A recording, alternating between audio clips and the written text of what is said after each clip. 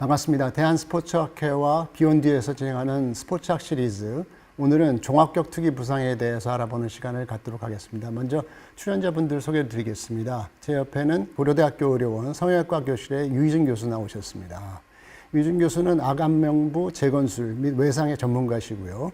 이 다년간의 그 종합격투기 대회 의무지원의 경험을 계시고, 스키, 골프 여러 가지 종목 스포츠의 매니아이십니다. 특히 평창 동계올림픽 때는 스키 프리스타일 종목의 의무지원에 참여하셔서 아마 그 스포츠 부상 장면에 제일 많이 출연했던 그런 의사 선생님이 아닐까 싶습니다. 저 왼쪽에는 백지호 레프리 오브 저스티스 심판그룹의 대표님 나오셨습니다. 저는 코리아 정형외과 원장 은승표입니다. 정형외과 스포츠학 전문이고요. 주로 운동선수들 전방십자인대 수술 및 재활을 시키는 스포츠학 전문가입니다. 평창 동계올림픽 때 스키 경기장 의무 책임자를 맡아서 활동했고, 유희준 교수, 백지호 심판장님과 함께 종합격투기 대회 의무 지원을 같이 하고 있습니다. 이런 얘기들을 갖다 질문을 많이 받게 됩니다. 이 종합격투기 대회 때 아무래도 피가 많이 보이게 되기 때문에 그런 잔인한 경기가 과연 스포츠냐, 이런 질문들을 많이 받게 되는데, 거기에 대한 질문에 대답하는 시간이 중요한 그런 의제가 될 것 같습니다. 결론적으로 말씀드리자면 이 종합격투기는 엄연한 익스트림 스포츠입니다. 그러면은 이 싸움과 스포츠를 어떻게 구분을 해야 되느냐, 이런 얘기들이 많이 나오죠.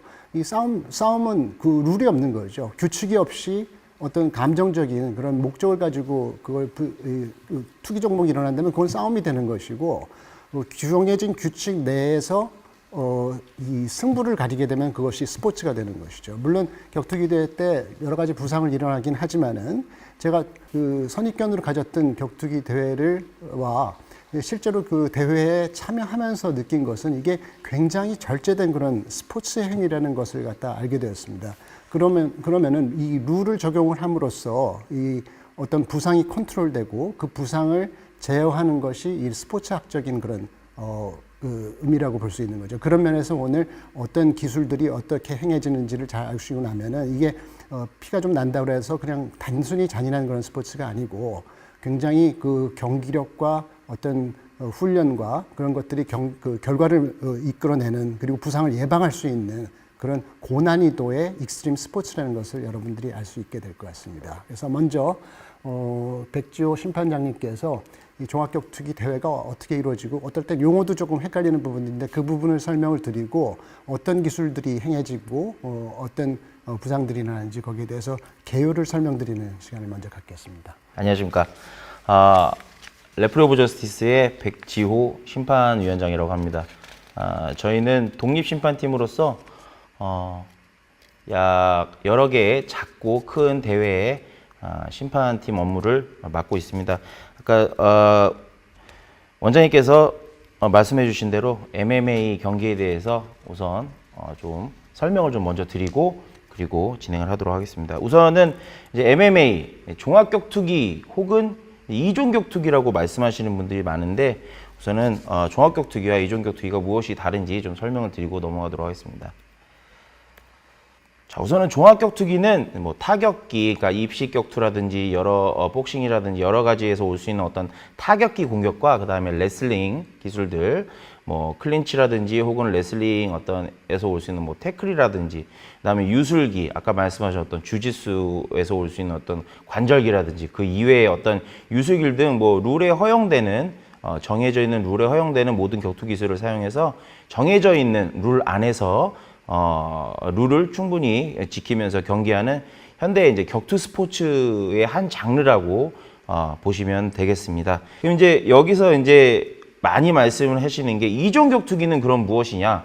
이종격투기와 종합격투기 같은 거 아닙니까? 라고 이제 질문을 하신 분들이 많이 있는데, 종합격투기와 이종격투는 엄연히 좀 다르다고 볼 수 있습니다. 이종격투는 다른 종목 간의 어떤 대결, 이런 것들을 보통 이종격투라고 많이 얘기하고 있고요. 종합격투기 이전에 이제 이런 서로 다른 종목의 격투기가 이제 고유의 어떤 문화를 가지고 서로 이제 자웅을 겨루는데 어떤 그런 기본이 있다라고 말씀을 드릴 수 있습니다. 이제 여러분들은 이제 요새 이제 많이들 정보가 많이 뭐 유튜브라든지 여러 가지 뭐 매체를 통해서 알려져서 많이들 알고 계시는데, 뭐 예를 들면은 뭐 브라질리언 주짓수의 어떤 그레이시 가문이 다른 종목의 격투가들과 겨룬 어떤 그레이시 챌린지를 또 이종 격투의 또 대표적인 어떤 형태라고 볼 수 있고요.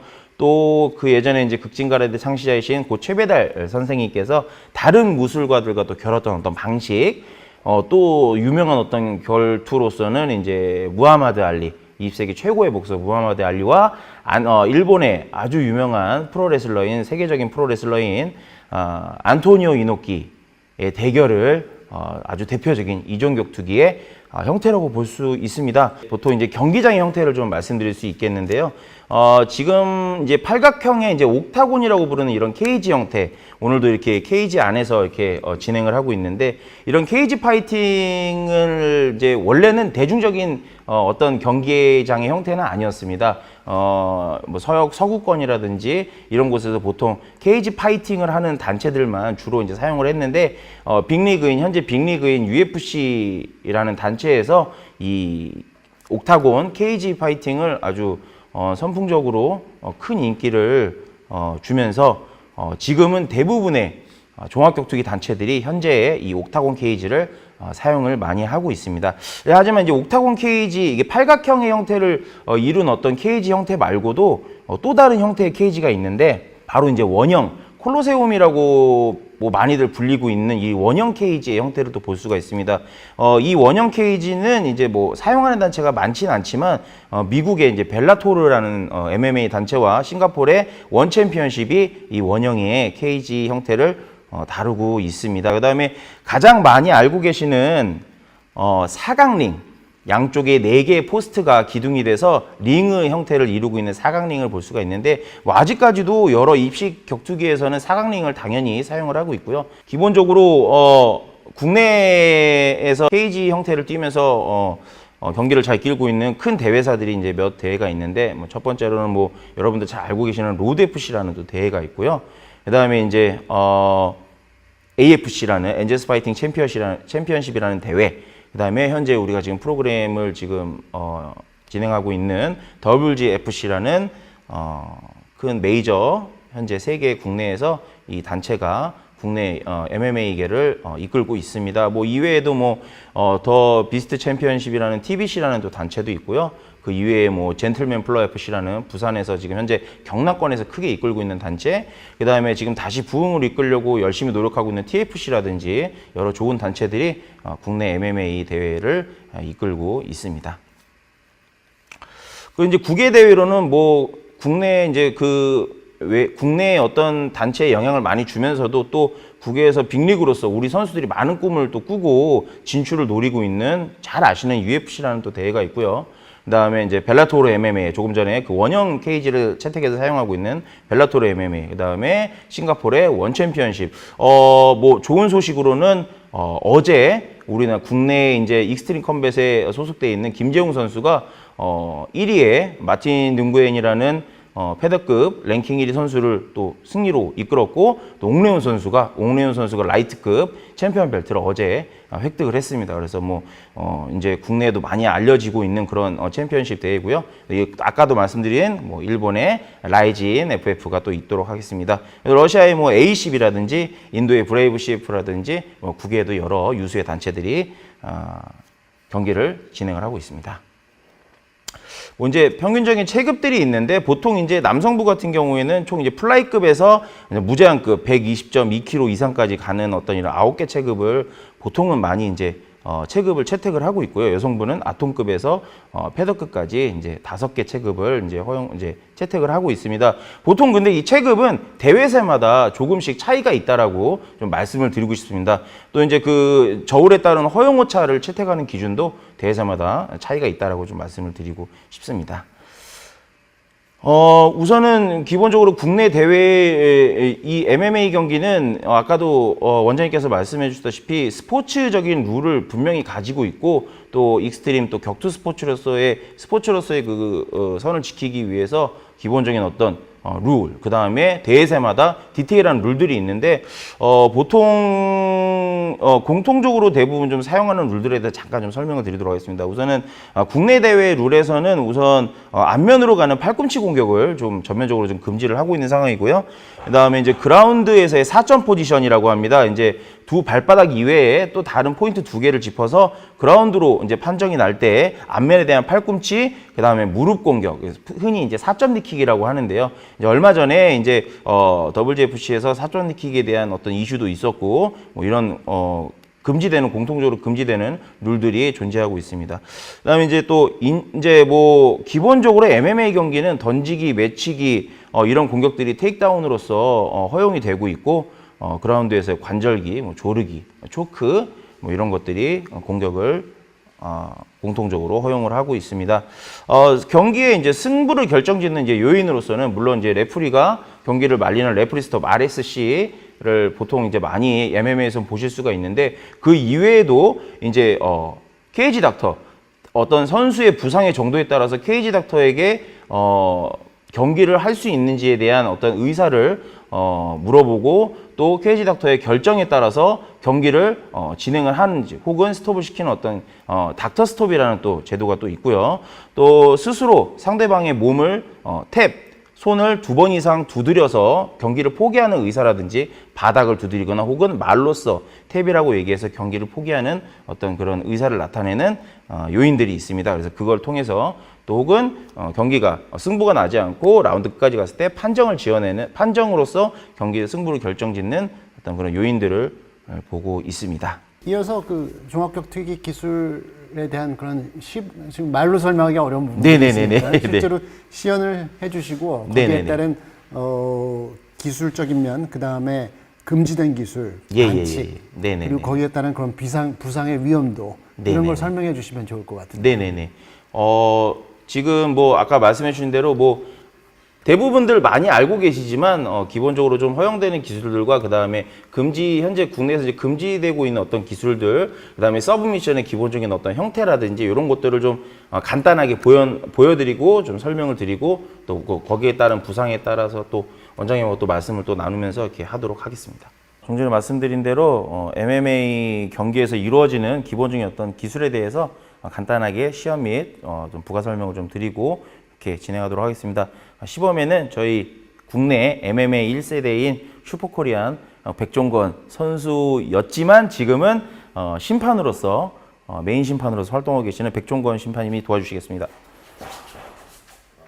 네.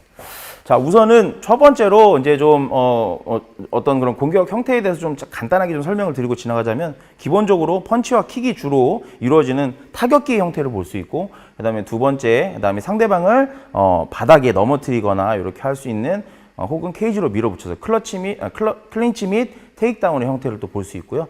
그 다음에는 이제 상대방의 몸통에서 여러 공격 부위를 지점을 찾아내서 꺾는 형태의 관절기 혹은 조르는 형태의 초크를 기본적으로 예를 들 수 있겠습니다. 첫 번째는 저희가 타격기에 대해서 간단하게 좀 설명을 좀 드릴 텐데요.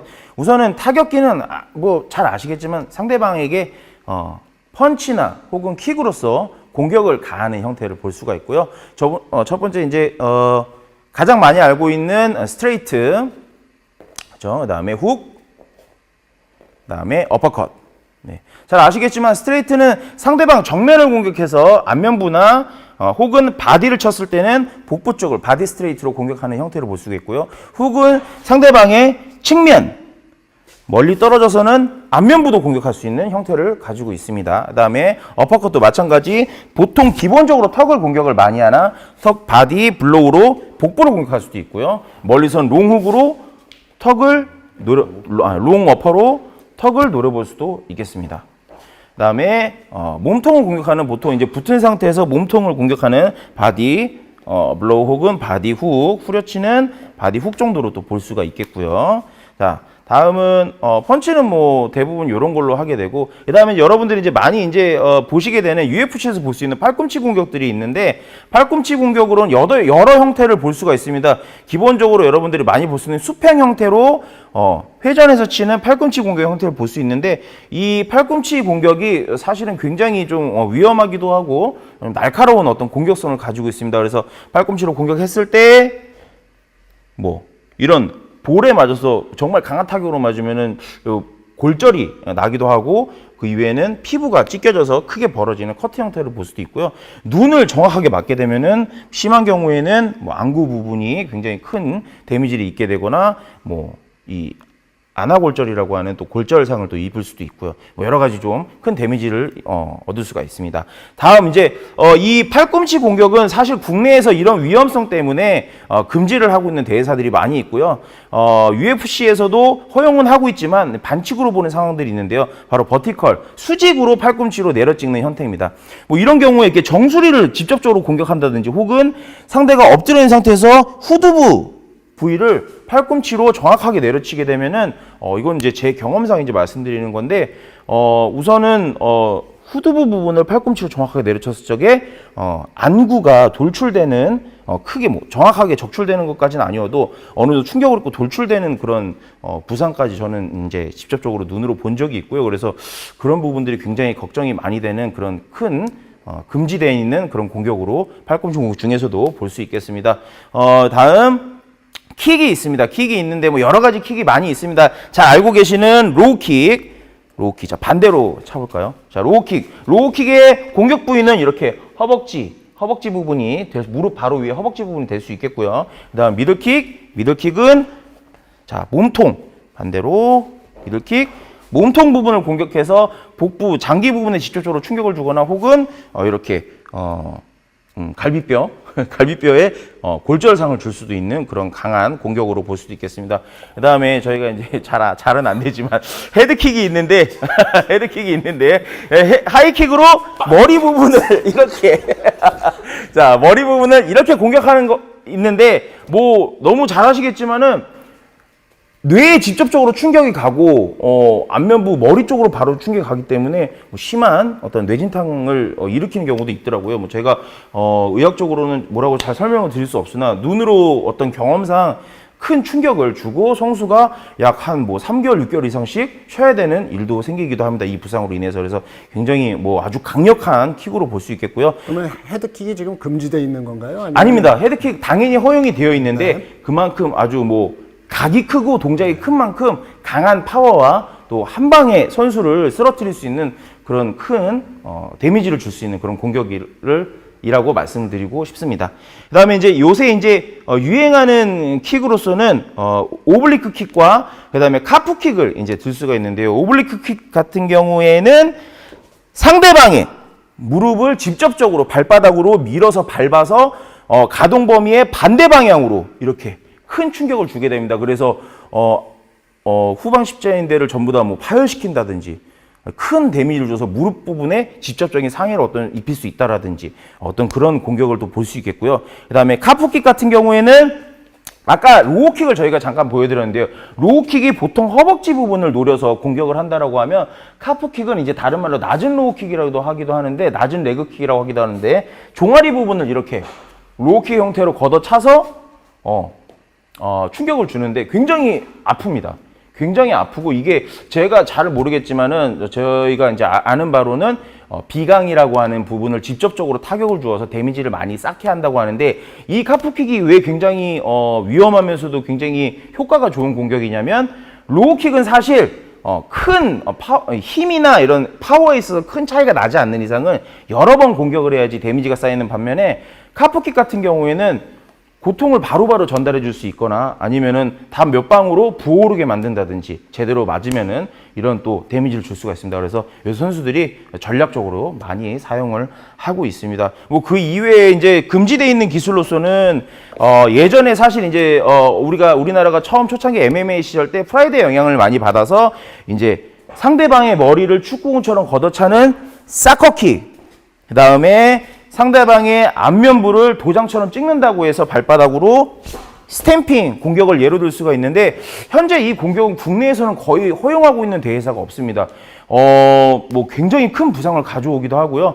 사커킥 같은 경우에는 턱 부분이 골절돼서 저희가 이제 바로 실려 나가는 어떤 형태도 좀 봤었고요. 그래서 국내에서는 아직 현재로서는 대회사들이 대부분 다 이제 금지 기술로 사용을 하고 있는, 채택을 하고 있는데, 아직까지 뭐 일본이나 일부 대회에서는 이 형태의 공격을 유지를 하고 있는 대회사도 있습니다. 그 다음에 이제 누워서 공격하는 형태로서는 아까 잠깐 말씀드렸는데 알리 이노키 포지션이라 그래서 누워있는 선수를 이노키로 표현을 하고 서 있는 선수를 알리로 표현합니다. 그래서 옛날 그 이종격투의 형태에서 나온 이런 포지션 이름인데 누워있는 선수가 들어 올려 상대방의 앞면을 공격한다든지 혹은 뭐 이렇게 복부를 공격한다든지 아니면 허벅지 위를 찍어서 조금씩 데미지를 쌓게 한다든지 이런 식의 공격을 하고 있습니다. 뭐 이제 타격기 부분에 대해서 이제 저희가 대충 설명 좀 드렸습니다. 그 다음에 이제 말씀드리고 싶은 거는 이제 저희가 MMA 종합적인 어떤 그런 경기 격투 형태를 가지고 하는 공격이다 보니까 여러분들도 되게 많이 아시는 테이크다운에 대해서 이제 조금 설명을 드리고 싶은데 테이크다운은 가장 여러분들 많이 보시는 게 어떤 레슬링의 형태에서 많이 오는 태클 이라는 동작으로서 테이크다운을 많이 보시는데 태클이라는 동작은 상대방의 몸에 달라붙어서 두 다리를 균형을 무너뜨리면서 밀어서 바닥으로 넘어뜨리는 이런 동작을 볼 수 있겠습니다. 당연히 이제 바닥에 넘어지면은 위에서 테이크다운한 선수는 위에서 포지션을 잡고 상대방을 효과적으로 공격하려고 누르기를 계속 프레셔를 하게 될 거고 밑에 있는 선수는 뭐 어떻게든 방어를 하려고 하겠죠. 여기서부터는 이제 그라운드 운영이 나오면서 MMA 형태의 경기가 이루어지게 됩니다. 여기서 이제 나올 수 있는 공격들이 국내 룰로서는 현재 파운딩 정도로 이렇게 공격 형태가 되게 되고요. 뭐 UFC 같은 대회에서는 여기서 앞면에 엘보우까지 다 가능하도록 되어 있습니다. 근데 이제 테이크다운에서 사실 이런 동작에서 굉장히 좀 주의해야 될 점들이 있는데 선수들이 굉장히 강한 힘과 정확한 타이밍으로 상대방 선수를 붙잡고 들어 올리는 경우가 있습니다. 근데 들어 올린 다음에가 문제인데 그대로 바닥으로 이렇게 어떤 매치기 형태를 하는 게 아니라 머리 쪽 방향으로 수직으로 떨어뜨리는 그런 테이크다운을 하는 선수들이 뭐 자주는 아니지만 정말 가끔 있습니다. 그래서 그런 행동에서 굉장히 큰 장애를 가질 수 있는 부상이 오기 때문에 국내의 대부분의 대회사들이 다 금지로 규정을 하고 있고요. 예전에 이제 여러분들 잘 아시는 케빈 랜들먼과 효도르의 프라이드에서 경기에서 케빈 랜들먼이 효도르를 아주 큰 저먼 스플렉스로 뒤에 머리 쪽으로 떨어뜨린 어떤 그런 장면이 있었는데 실제로 국내에서는 지금 뭐 대부분의 대회사들이 금지로 규정하고 있는 걸로 알고 있습니다. 그래서 이제 그런 큰 아주 위험한 동작에 대해서는 좀 주의를 하면서 경기를 진행을 하고 있습니다. 테이크다운 형태를 또 가진다고 하면 또 이외에 또 어떤 레슬링적인 요소를 또 볼 수 있는 케이지에서의 싸움을 볼 수가 있겠는데 보통 케이지에서의 싸움은 이렇게 붙어서 싸우는 클린치의 형태를 많이 볼 수 있고요. 그다음에 여기서 보통 나오는 공격은 니킥이라든지 그 다음에 상대방의 상체를 고정시키고 펀치로 계속 가격을 하는 더티복싱이라고 하는 이런 공격 형태를 많이 볼 수 있고요. 그 다음에 그 이외에도 뭐 상대방을 밀어붙여서 두 다리를 붙잡고 밑으로 뭐 이렇게 테이크다운 시킨다든지 뭐 이런 형태도 볼 수 있겠습니다. 여기서 이제 가장 많이 나오는 이제 좀 반칙들은 상대방의 낭심, 중요 부위를 이렇게 직접적으로 공격하는 행동인데요. 여기서 굉장히 많은 반칙이 나옵니다. 그래서 큰 고통을 가지고 이겨내고 경기하는 선수들도 있고요. 그래서 저희 심판들도 낭심의 공격에 대한 걸 굉장히 중요하게 좀 보고 있습니다. 그 다음에 이제 많이들 이제 MMA 종합격투기 하면은 또 많이 떠올리시는 게 서브미션, 상대방을 직접적으로 조르거나 꺾는 이런 동작들을 볼 수가 있겠는데요. 뭐 대표적인 것만 몇 가지만 저희가 설명하고 시연하고 그렇게 마무리 짓도록 하겠습니다. 우선 기본적으로 안바라고 부르는 공격인데 안바라고 부르는 것은 바, 막대 형태로 만들어서 상대방의 팔꿈치를 가동범위의 역방향으로 꺾어서 공격하는 형태를 안바라고 합니다. 이제 가장 대표적으로 볼 수 있는 게 이렇게 뭐 마운트에서 안바를 걸어서 이렇게 팔꿈치를 사타구니 안쪽으로 올려놓고 지렛대 원리 이용해서 내리고 올리는 방식으로 이렇게 꺾는 그런 공격 형태가 있고요. 그 다음에 트라이앵글 초크. 삼각 조르기라고도 많이 알려져 있고, 그 다음에 트라이앵글 초크라고도 많이 알려져 있습니다. 트라이앵글 초크는 이렇게 다리를 피겨포, 사자의 형태로 구조를 만들어서 상대방의 상체 반을 이쪽으로 집어넣어서 경동맥을 직접적으로 조르는, 그래서 실신까지 이르게 만드는 그런 조르기 기술입니다. 그래서 이렇게 상대방의 왼손을 들고 나서 그리고 머리를 당겨서 옥상을 주고 아무튼 이런 굉장히 혈압이 막 오르고 굉장히 힘듭니다. 이게 굉장히 직접적으로 바로 숨이 팍팍 막히는 그런 동작으로서 아주 무서운 공격입니다. 이런 어떤 공격 형태를 요새 여성분들께서도 많이 이제 주짓수라든지 이런 그라운드 형태의 운동을 많이 하시면서 트라이앵글 초크가 사실 이제 호신으로도 상당히 굉장히 좋습니다. 그래서 여성분들도 이런 주짓수라든지 이런 그라운드 계열의 운동을 좀 배워보시는 것도 좋을 것 같습니다. 그 다음에는 이제 기무라라고 하는 여러분들 많이 알고 계시는 관절기 기술의 한 종류인데, 팔을 얽어 비틀어서 어깨의 가동 범위 반대쪽으로 꺾는 동작입니다. 자, 이렇게 되면은 팔이 거꾸로 올라가게 되면서 어깨에 직접적인 충격을 가하게 되고요.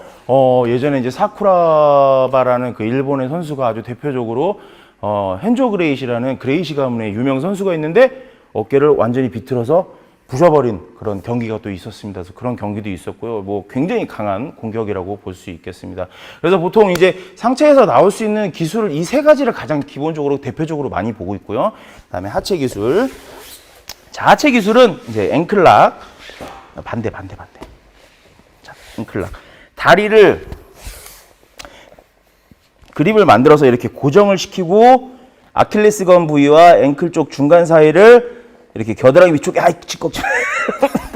이 중간 사이에 이렇게 고정을 시켜서 상대방 이 다리로는 몸통을 밀고 상체를 뒤로 제끼면서 이렇게 고통을 주게 되는데, 이런 경우에 이제 아킬레스건으로 직접적으로 충격이 오기도 하고 발목 쪽으로, 그리고 종아리 밑에 비강이라고 하는 부분에 비강을 부셔뜨리기도 하고, 예전에 그 김동현 선수가 부서진 채로 싸운 그런 일화도 있었죠. 그래서 뭐 이렇게 충격을 줄 수가 있습니다. 그 다음에 토홀드. 뭐 형태가 사실 이 형태는 아닌데 그냥 쉽게 보여드리도록 하겠습니다. 토홀드는 발목을 꺾는 공격입니다. 그래서 발 바깥쪽에 날을 잡고 손목을 이렇게 해서 그립을 만들어 놓고 안쪽으로 가동 범위의 반대 방향인 안쪽 방향으로 꺾어서 발목을 직접적으로 공격하는 그런 서브미션이 되도록 하겠습니다. 다음에 니바. 자, 니바는 아까 암바가 있었죠. 암바가 있었는데 암바가 팔을 바의 형태로 만들어서 꺾는다면은 니바는 다리를 무릎 가동 범위의 반대 방향으로 꺾어 가지고 이렇게 충격을 주는 그런 공격이 되겠습니다. 예전에 우리 원장님하고 같이 업무를 봤던 엔젤스 히어로즈 대회에서 이 니바를 견뎌낸 선수가 다리가 다 망가지는 그런 공격이 있었어요. 후방십자인대가 끊어졌었죠. 네, 그런 경기도 있었습니다. 근데 이제 이 다음으로는 그 다음에 또 큰 부상을 초래할 수 있는 이제 기술이 하나 더 있는데, 대표적인 기술인데 히룩이라는 기술이 있습니다. 마찬가지로 다리를 고정시키고 뒤꿈치 부분에 그립을 만들어서 가동 범위 반대 방향으로 꺾어주게 되면 발목에도 물론 충격이 있지만 더 중요한 건 전방 십자인대 쪽에 큰 충격을 주어서 다 파열시킬 수 있는 그런 무서움을 가지고 있습니다. 그래서 이런 하체 관절기 부분에 좀 대표적인 어떤 기술들을 좀 알아봤고요. 분명히 이런 기술들은 장난으로 하는 게 아니라 실질적으로 굉장히 큰 어떤 부상이라든지 이런 것들을 가져올 수 있기 때문에 함부로 따라하셔도 안 되겠고, 또 이런 기술들을 수련하는 주짓수라든지 이런 운동을 접하시는 분들께서도 아주 주의 깊게 운동을 하고 있습니다. 그래서 MMA 경기에서 좀 볼 수 있는 그런 대표적인 기술에 대해서 이제 좀 빠르게 시연하고 설명을 드렸고요. 좀 부족하지만 잘 봐주셨으면 감사하겠습니다. 고맙습니다. 다음은 그 종합격투기의 대표적인 부상인 안면부 부상에 대해서 고려대학교 의료원 성형외과 유희진 교수께서 설명을 해드리겠습니다. 이 안면부 부상은 주로 그 출혈 및 이 골절 처치가 되겠는데 이거는 꼭 종합격투기뿐만 아니라 우리 일반인들도 알아두면 굉장히 유용한 그런 응급처치에 해당되는 내용들이 많습니다. 그래서 거기에 대한 그런 자세한 설명이 있겠습니다. 유희진 교수께서. 네, 안녕하십니까. 저는 고려대 안산병원 근무하는 유희진이라고 합니다. 저는 주로 이제 2개 아간면 외상과 재건 수술을 많이 하고 있고 수부 외상도 많이 보고 있습니다. 그래서 MMA 이제 안면 부상에 대해서 보면 이제 MMA라고 구글에만 쳐도 이러한 사진들이 굉장히 많이 나옵니다. 다들 얼굴에서 이렇게 피를 흘리고 있는 이런 사진들을 쉽게 접할 수가 있고요. 그래서 이제 안면 부상 발생 빈도를 보면 이거는 조금 옛날 자료이긴 한데 171경기를 분석을 했을 때 약 100명당 28.6건의 그 부상이 발생을 한다고 합니다. 근데 그 부상 중에서도 약 70%에 달하는 그 비율이 이제 안면부에서 부상이 일어나는 것이고 그 중에서도 또 40%, 47% 가까운 게 이제 안면 열상이 되겠습니다. 그리고 이 자료는 이제 UFC 경기를 집중적으로 분석을 한 건데 285경기에서 부상이 총 291건이 있었다고 하고요. 그래서 100명당 51건의 부상이 있었는데 그 중에서 34건, 전체 부상이 앞에 자료랑 비슷한 정도 비율인데 66%가 이 안면부에서 발생을 했다고 되어 있습니다. 특히 이제 열상 쪽, 이 라서레이션이라고 하는 게 열상인데 찢어지는 거를 말합니다. 이 전체 67건 중에서 무려 66건이 얼굴 쪽에서 발생을 했다고 합니다. 그다음에 또 다른 자료를 보면은 이것은 이제 의사에 의해서 경기가 중단된 그런 결과를 이제 분석을 한 자료인데 222경기 중에서 이제 부상 부위가 경기가 중단되는 게 안면부가 거의 93%에 육박을 하는 것이고 뭐 상지, 체관 하지 이쪽으로 연결이 됩니다. 부상 형태를 보면은 열상, 찢어지는 게 거의 80%에 달하고요. 그다음에 기전은 스트라이크 액션이 타격이 맞나요? 네네, 맞습니다. 타격 기술이 이제 첫 번째 아까 심판장님이 첫 번째에서 보여주셨던 그 타격 기술에 의해서 이제 경기 중단되는 게 거의 87%가 된다고 하고요. 그다음에 이제 부상 시점으로 보면은 1, 2, 3라운드 중에서 2라운드가 거의 절반의 부상 시점이라고 되는데 혹시 저는 이제 요거는 보면서 그렇구나 했는데 혹시 요거는 뭐 때문이라고 생각을 하실까요? 우선은 1라운드 때 대부분의 선수들이 뭐 이제 조금 많이 이렇게 체력을 소모하는 것도 있겠지만 2라운드 때가 되면서 1라운드 때 이제 보통 뭐랄까 좀 탐색전? 간 본다 그럴까요? 네. 아무튼 그런 식의 경기 형태를 많이 가지게 되는데 2라운드 때부터는 선수들이 이제 포인트를 얻기 위해서 좀 더 적극적으로 경기를 많이 풀어나가다 보니까 아무래도 이런 좀 부상의 시점들이 많이 생기는 게 아닐까 뭐 이런 생각도 좀 네. 듭니다. 맞습니다. 그래서 여하튼 부상 시점으로는 이제 2라운드 때가 거의 절반 이상의 부상이 2라운드 때 발생을 한다고 되어 있습니다. 이제 부상 부위야 뭐 당연히 여러 군데가 있을 수 있겠지만은 안면부 중에서도 이제 거의 한 20%에 해당하는 부상이 이 눈썹과 눈 주변의 열상으로 인해서 발생을 하는데 이제 이렇게 이 부분에 그 찢어짐이 좀 중요한 이유가 눈 쪽이기 때문에 피가 이렇게 흐르기 시작합니다. 그러면 시야를 방해를 하게 되고 아무래도 경기를 중단까지 가는 그런 요인이 되겠고요. 그다음에 이쪽에 열상이 잘 발생하는 이유는 이제 아무래도 눈썹 부위가 이렇게 좀 뼈가 튀어나와 있습니다. 그래서 거기가 튀어나와 있다 보니까 열상이 잘 발생을 하고 그럼 또 선수들 보면 다 이쪽 부위에 흉터 하나씩 없는 부분은 네. 없으실 겁니다. 저도 심판장님도 여기 하나 있습니다. 있으신데 그러다 보면은 이제 거기가 흉터가 생기게 되고 흉터살은 또 그 외상에 굉장히 취약합니다. 그럼 흉터가 팍 터지면서 또 피가 흐르고 그런 이제 약간 비셔스 사이클을 계속 가게 되는 그런 상황이고요. 그래서 이제 저희가 크게 이제 링사이드에서 케어를 할 때는 보면 저희가 지금 앉아있는 이 옥타곤에 가장 1등석 VIP석에서 관람을 사실상 하고 있습니다. 그래서 여기 앉아있다가 이렇게 보통 한 3명 정도 앉아있다가요. 이제 여기 문 가까운 데 앉아있다가 심판이 이제 사인을 보내면 잽싸게 뛰어 올라가는 겁니다. 그러거나 정말 이제 필요하다고 요청이 되면 심판이랑 계속 아이 컨택을 하고 있다가 이제 사인을 드리기도 하고 심판의 사인을 받기도 하고 그래서 심판이랑 좀 긴밀한 그런 아이 컨택이 굉장히 중요한 위치고 자리이고요. 저희 실제로 이제 여기 심판장님이랑 전대 외국 선수 브라질 선수였었는데 이마가 찢어져서 어떤 처치를 했었고 여기도 코피 나는 환자 뭐 이렇게 처치를 했던 겁니다. 그래서 이제 가장 가벼운 부상의 형태부터 보면은 일단은 뭐 찢어진 데가 없고 부러진 데가 없더라도 일단은 환자들이 굉장히 그 타박상이 많기 때문에 부어오를 겁니다. 그래서 요거는 얼음들은 이미 바켓으로 다들 팀마다 많이 가지고 있고요. 잠깐 쉴 때마다 계속 끊임없이 이렇게 얼음을 대줍니다. 네, 이런 뭐 이 정도의 얼음찜질은 사실 의사가 할 필요는 없다고 생각은 되고, 근데 다만 만약에 정말 경기나 뭐 시야에 방해가 될 정도의 붓기가 있다 그러면은 어떤 처치가 필요할 겁니다. 그래서 단순히 얼음으로만 안 되면 이런 엔스웰이라고 하는 장비인데 이렇게 차가운 쇠판 같은 겁니다. 그래서 그걸로 뭐 이렇게 밀어준다거나 그런 방법이 있겠고, 아까 열상에 대해서는 말씀드렸고. 그래서 이제 그럼 아까 말씀드린 그 빵빵 펌핑하는 그런 박동성 출혈, 동맥 출혈이 있을 때면은 이제 좀 효과적인 지혈이 필요합니다. 그래서 이제 지혈에 대해서 좀 말씀드리면, 물론 지혈은 1번은 컴프레셔입니다. 압박인데요.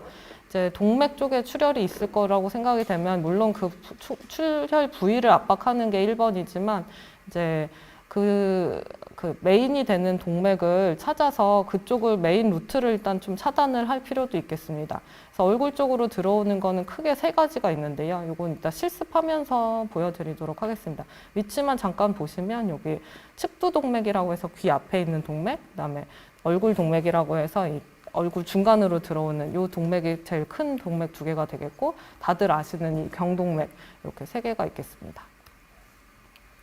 그래서 이제 그런 그 큰 뭐 동맥성 그 출혈이 아니다 그러면은 일단은 그냥 그 환부 자체를 찢어진 부위를 이런 식으로 컴프레션을 압박을 하는 겁니다. 그래서 뭐 맨 거즈로도 할 수 있겠지만은 요새는 이제 이렇게 지혈 어떤 성분이 들어있는 지혈 거즈 같은 게 나와 있어서 이런 걸로 하면 아무래도 조금 효과가 좋고요.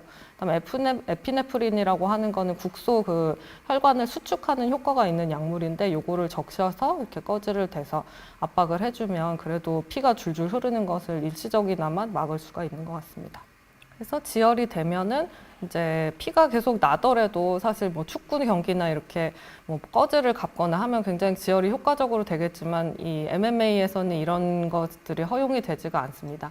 그래서 쓸 수 있는 게 거의 바셀린밖에 없는데요. 그래서 이렇게 바셀린, 아까 브라질 선수였는데 여기 이마가 요 머리 쪽에 거의 뼈가 보일 정도의 깊은 열상이었습니다. 그래서 바셀린 발라줬고요. 해외의 경우에도 보면 결국 바셀린 정도 바르고 있습니다. 그 다음에 이제 정말 지혈이 안 된다 그러면은 이 피하층에서 이렇게 줄줄 나는 그런 피 같은 경우는 그냥 피부만 꼬매줘도 멋습니다. 그래서 이런 뭐 테이핑도 있겠고 수철을 하는 경우도 있겠고요. 뭐 이런 본드 제품도 있습니다. 그래서 이 환자 같은 경우는 찢어졌는데 웃고 있는 거 보니까 막 이겼는 모양입니다. 제가 이게 한 가지 질문이 있는데 네. 이게 여쭤봐도 되는지 모르겠는데, 선수들이 보통 찢어지면은 정형외과 가서 꼬매잖아요. 근데 성형외과 가서 정형외과가 아니고 저기 성형외과에 가서 꼬매요. 그래, 성형외과 가면 이쁘게 꼬매줘도 흉터도 잘 안 난다고 하는데 네. 사실입니까? 네. 아, 차이가 그렇군요. 많습니다. 그래서 제가 정형외과 의사지면은 그건 100% 네. 인정을 합니다. 성형외과 제가 사실은 일주일 전에 자전거 타다 넘어져. 아, 네네. 제가 얼굴을 꼬매고 오늘 그 스티치를 뽑았거든요. 예, 그래서 예, 손이 지금 이렇게 돼 있습니다만은 저희가 꼬매는 것보다 성형외과 선생님들이 3배, 4배씩 할애를 해서 제가 정형외과 의사지만 성형외과 가서 꼬맸습니다. 금액적으로도 큰 차이가 좀 있나요?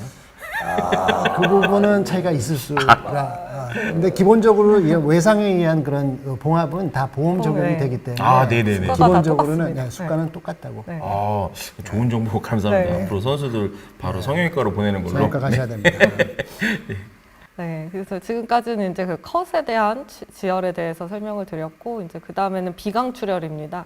비강출혈도 열상만큼 컷만큼이나 굉장히 많은데요. 일단 경기가 시작되고 피가 흘리기 시작하면 다들 뭐 코피, 쌍코피 이렇게 흘리는 장면이 쉽게 목격이 됩니다. 그래서 이런 환자들이 많이 발생을 하고, 그래서 이제 뭐 역시 마찬가지입니다. 비강 출혈이 있다고 해서 경기가 뭐 중단되지는 않는데 너무 경기에 방해가 될 정도라든지 이 비강 출혈도 마찬가지입니다. 이렇게 조금 피가 흐르는 정도가 아니라 막 콸콸콸콸 쏟아진다거나 막 물처럼 줄줄 흐른다거나 그러면 어떤 지혈 경기 중에라도 지혈 과정이 필요할 것입니다. 그래서 굉장히 이런 제품들이 많은데 사실 경기 중에 이런 제품을 넣기는 쉽지는 않고, 이건 저희가 실제로 했던 건데 근데 이제 나중에 보여드리겠지만 이렇게 큰 면봉이 있습니다. 그래서 그 면봉도 역시 마찬가지로 아까 말씀드린 그 국소 지혈 효과가 있는 에피네프린을 좀 적셔서 이제 임시로라도 이렇게 조금 저희는 패킹이라고 표현을 하는데 집어넣는 겁니다. 이렇게 해놓으면은 조금 일시적인 그 지혈 효과를 볼 수가 있고요.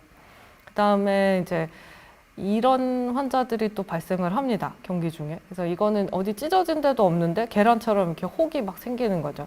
근데 이게 경기 시간이 길지가 않은데 단시간에 이렇게 됐다라는 거는 이제 안에서 무언가 혈관이 터졌는데 이렇게까지 피가 빨리 차는 거는 이제 동맥 출혈로 볼 수가 있거든요. 그래서 이 부분도 사실 제가 조금 심판장님이랑 상의를 해보고 싶었던 부분인데 뭐 저희 경기에서는 이런 경우가 이렇게 흔히 발생은 하진 않지만 만약 이런 과정에서 경기가 계속 됐을 때 이 부분에 어떤 집중적인 타격을 받았다. 그럼 제가 생각할 땐 여기가 언젠가는 팍 터지면서 네네. 막 피가 철철철철 이제 그렇게 동맥 출혈이 발생을 할 것으로 보이는데 네네네. 만약 경기 중에 이런 상황이 발생을 했다면 어떻게 하시는 게 우선은 네.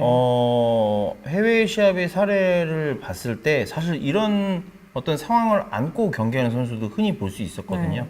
뭐 UFC라든지 뭐 그 이외 여타 대회에서도 특별한 어떤 조치 없이 경기를 그냥 진행하는 모습을 본 적이 있었는데 사실 제 개인적인 입장에서는 아까 말씀드린 대로 내부에서 출혈이 일어난 거기 네. 때문에 사실 좀 굉장히 위험한 상황일 수 네. 있지 않나라는 시한폭탄 같이 저는 시한폭탄처럼 보이거든요. 네네네. 그래서 분명히 저희 팀의 입장이라고 하면 분명히 닥터분께 뭔가 좀 논의와 좀 잠깐의 경기를 스톱을 시키더라고 하더라도 닥터분과의 충분한 논의 후에 경기를 재개할지 안 할지를 또 이제 좀 판단을 할 것 같습니다. 그리고 이제 그래서 계속 진행을 하면 그래서 저희가 이제 링사이드에 이렇게 앉아 있을 때는 뭐 여기 옆에 좀 장비도 갖다 놨지만 이런 장비를 다 쓸 수는 없습니다. 그래서 이제 이렇게 팔찌 하나 차고 면봉 넣고 바셀린 쥐고 해서 저 같은 경우는 한 손에는 이 보스민 적신 면봉 그다음에 한 손에는 바셀린을 묻힌 꺼즈를 2개를 들고 심판장님만 이렇게 쳐다보고 있다가 사인이 울면은 즉시 그거 2개 들고 뛰어 올라가는 그런 식으로 의무 지원을 하고 있습니다. 네, 다음은 이제 메디컬 스테이션 케어에 대해서 간단하게만 말씀드리겠습니다. 그래서 이제 정말 경기가 마치고 나면 이제 그 메디컬 스테이션으로 치료가 필요한 환자들은 옵니다. 그래서 이게 백스테이지처럼 이렇게 되어 있는데요. 거기에는 저희가 링사이드보다는 조금 더 다양한 장비나 이제 그런 물품들을 준비를 해놓고 있습니다. 그래서 뭐 피가 계속 안 맞았던 환자들 이제 드디어 반창고나 붕대를 감을 수가 있게 되는 거고요. 그래서 드레싱, 그다음에 코피가 더 추가적으로 안 멈춘다 그러면 안에다가 뭐 깊게 박아서 지혈을 코피도 지혈을 해주고 아니면 심지어는 간단한 열상은 컷은 좀 봉합도 하고 있습니다. 그리고 이제 가장 중요한 게 이제 이런 처치뿐만이 아니라 정말 환자에게 발생한 그런 부상 범위를 확인을 해야 될 것이고요. 뭐 이제 특히 안면골 골절이 굉장히 많이 발생을 하는데 이제 그 골절이 있는지 기본적인 이학적 검사를 통해서 이 환자가 빨리 응급실을 가고 뭐 병원 치료가 필요한 것인지 아닌지를 디시전을 내려줘야 되는 그런 공간이 되겠습니다. 그래서 이건 저희가 자체적으로 만들었던 인저리 그 리포트하는 폼이고요. 그래서 뭐 부위에 따라서 위치 이런 것들을 자세하게 표현을 하게 돼 있고 이제 둔상 같은 경우도 이게 단순히 뭐 혈종인지 멍인지 아니면 골절이 심지어 있는지 이런 것들을 판단을 하겠습니다. 그리고 이제 병원 케어는 정말 골절이 발생했을 때 병원에 오시게 되는데요. 그럴 때 발생할 수 있는 것들을 간단히 말씀드리겠습니다. 그래서 전두골 골절은 이 이마 골절이 되겠고 이제 이 환자도 경기 후에 이렇게 한몰이 탁 육안으로도 보이고요. 그래서 이거는 수술하기가 사실 어렵습니다. 이렇게 머리를 관상절개라고 하는데 다 열고 이제 뼈를 맞추는 그런 과정이 되겠고, 그다음에 제일 유명한 거죠 안화골절인데요. 눈뼈 골절이고 이 눈 아래를 싸고 있는 이 뼈가 이렇게 깨지면서 눈 주변을 싸고 있는 어떤 지방이나 근육 같은 내용물들이 이 밑에 공간으로 이렇게 탈출을 하게 되는 건데요. 수술을 안 하게 될 경우에는 안구 함몰이라고 해서 눈이 이렇게 쑥 들어가는 현상이 발생을 합니다. 네. 근데 이 안화골절이 실제로 현장에서 링 내에서 판단하기가 굉장히 어려운 부분 중에 하나잖아요. 네. 근데 그 유 교수 생각하시기에 외관상으로 이렇게 판단을 할 수 있는 그런 어떤 팁이 있을까요? 요게 제일 좀 타이피컬할 것 같습니다. 그러니까 일반 이쪽 뭐 눈 옆에나 이런 데보다도요. 이제 여기 환자 자세히 보면은 눈 하안검, 예, 하안검인데요. 하안검 바로 밑에 예, 그쪽이 이제 부어 오르면은 이 그림에서처럼 이제 이 눈알과 바로 눈 안화연이라고 하는데 이 뼈에 충격을 받았을 때 안화골절이 잘 발생을 하거든요. 그래서 이제 근데 사실 부상 직후에는 이렇게는 잘 안 됩니다. 이거는 시간이 그래도 조금 지나야지 이렇게 부어오르고요. 골절 순간에는 그 부종이 이렇게 발생을 하지 않아서 근데 보니까 제가 그때 경기 중에 보니까 깜짝 놀랐긴 했는데요. 정말 타격 후에 이렇게 눈알이 살짝 이렇게 흔들리는 게 보이더라고요. 그래서 그런 게 좀 가장 골절을 시사하지 않나 그런 생각이 듭니다. 그리고 아까 얘기 나왔던 그 비골골절, 코뼈 골절입니다. 이제 서양 사람들, 외국인들 코가 크다 보니까 정말 이렇게까지도 휘는데 사실 우리 뭐 동양인도 마찬가지입니다. 딱 봐도 정말 콧등이 확 주저앉았다거나 완전히 한쪽으로 휘었다거나 이제 그러면 그냥 코뼈 골절이 당연하고요. 코피는 뭐 기본으로 나오고 있을 것이고 그래서 그런 경우에도 이제 저희가 이런 도수 정복수를 하고 있고요. 그다음에 이제 흔하진 않지만은 이런 각종 얼굴 중안면골이라고 하는데요. 광대뼈 골절, 그다음에 눈 안쪽이랑 코 안쪽에 있는 비안화나사 골절, 그다음에 상악골절, 그다음에 아까 그런 뭐 니킥이라든지 어퍼컷 이런 걸로 제일 흔하게 발생하는 하악골, 턱뼈 골절이 되겠습니다. 그리고 이제 귀 부상이 또 굉장히 흔한데 아까 눈썹이랑 눈 주변이 돌출돼 있어서 그 열상이 많이 발생한다고 했지만 귀도 또 돌출돼 있는 기관이다 보니까 이 환자도 이제 타격과 함께 이제 확 귀가 뜯어지면서 피가 이렇게 튀는 그런 장면이 있었고요. 이제 열상, 그다음에 그게 오래되면은 이렇게 급성 혈종이 생깁니다. 그럼 혈종을 빨리 빼내지 않으면은 이제 이 만두기라고 해서 격투기 선수들은 다 하나씩 가지고 있는 이 컬리플라워기, 이어, 뭐 만두기 이렇게 떡기 같이 이렇게 되는 상황이 되고요. 그래서 이쯤 되면 사실 재건 수술이 굉장히 어렵습니다. 그러니까 만약에 발생을 하면 빨리 이렇게 예방을 하는 게 좋겠고요. 그다음에 컬리플라워 이어가 발생을 하면 역시 마찬가지로 그게 흉터살이기 때문에 또 외상에 취약하고 또 피가 나고 그런 악순환을 반복하게 되는 것입니다. 네, 제가 준비한 부분은 여기까지고요. 네, 그러면 이 아간면부 출혈 및 여러 가지 골절들 부상이 많은 거를 보셨을 텐데요.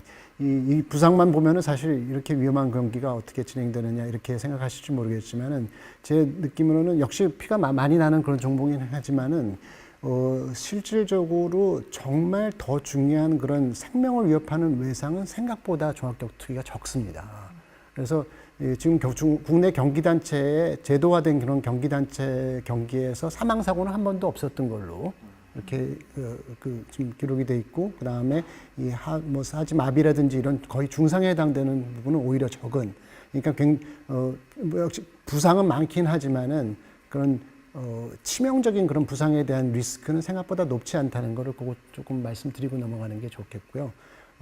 그러면은 이 안면부 출혈 및 외상에 대한 그런 처치를 한번 유 교수께서 시범을 한번 보여주실까요? 이거는 일반적으로 우리가 외상 때 처치의 기준에 해당되는 아주 상식적인 내용들이기 때문에 알아두면 뭐 누구나 다 도움이 될 것 같거든요. 네, 저희 링사이드에서 그 의무 지원하는 거에 대해서 간략히 설명드리겠습니다. 먼저 장비를 설명드리면은 일단 저희 이렇게 출혈이 많고 하기 때문에 이 라텍스 장갑이 수술바까지는 아니지만 저희가 환자 볼 때 많이 쓰는 장갑이고요. 근데 검은색을 주로 착용을 하고 있고, 그다음에 이제 이런 팔찌를 여기 스티치라고 써 있는데요. 이렇게 컷맨들이 많이 쓰는 그런 팔찌입니다. 그래서 여기에 이렇게 면봉을 꽂을 수가 있게 돼 있고, 그다음에 보통은 뭐 바셀린을 이렇게 같이 묻을 수 있는 그런 데도 있고, 없을 경우에는 손등에도 묻히고. 그래서 저 같은 경우는 아까 말씀드린 대로 이렇게 꺼지 양쪽에 갖고 있는데, 이 바셀린을 꺼지에 왕창 묻혀서 한쪽에는 바셀린을 가지고 있고요. 그다음에 이 면봉에는 이 보스민 액을 적셔 놓습니다. 미리 담궈 놓고 있다가 이제 이 보스민이라고 하는 게 그 에피네프린 아까 그 국소 지혈 그 효과가 있는 그 여기인데 이렇게 면봉을 푹 적셔서 이게 액체로 되어 있습니다. 그래서 요거를 이렇게 가지고 있다가 이제 이런 상태로 링 위로 올라가는 겁니다. 그래서 이제 만약에 환자가 그 열상이 있다 이마 쪽에서 여기 심판님도 보시면은 예전에 찢어진 그 열상 부위가 있는 것 같은데요. 만약 이쪽에 열상이 있었다 그러면 일단은 뭐 마른 꺼즈나 이런 걸로 지혈을 하게 됩니다. 그리고 아니면 그 에피네프린 적신 꺼즈로 그냥 그대로 지혈을 하게 됩니다. 그래서 이제 한 몇 분 뭐 그 중간에 경기 중에는 사실 시간이 많지 않기 때문에 뭐 오랜 시간 지혈을 할 수는 없습니다. 그래서 지혈을 하고 아니면은 저기 에피네프린 꺼즈 같은 걸로 이제 누르고 있다가 피가 좀 멎는 것 같으면은 바로 바셀린을 묻혀주고 이제 빠지는 겁니다.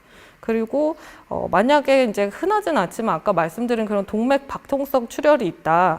그러면은 아까 얼굴로 가는 혈관이 크게 두 개 있다고 말씀드렸는데요. 이렇게 한번 시청자분들도 따라서 만져보시면 요 귀 앞쪽으로 가는데 살짝 만져보면 이렇게 퐁퐁 뛰는 그 박동을 느낄 수가 있습니다. 그게 이제 그 측두 동맥이라고 하는 거라서 그게 이제 이 위로 가면서 이 위쪽 얼굴 양옆이나 위쪽 부분을 담당을 하고요.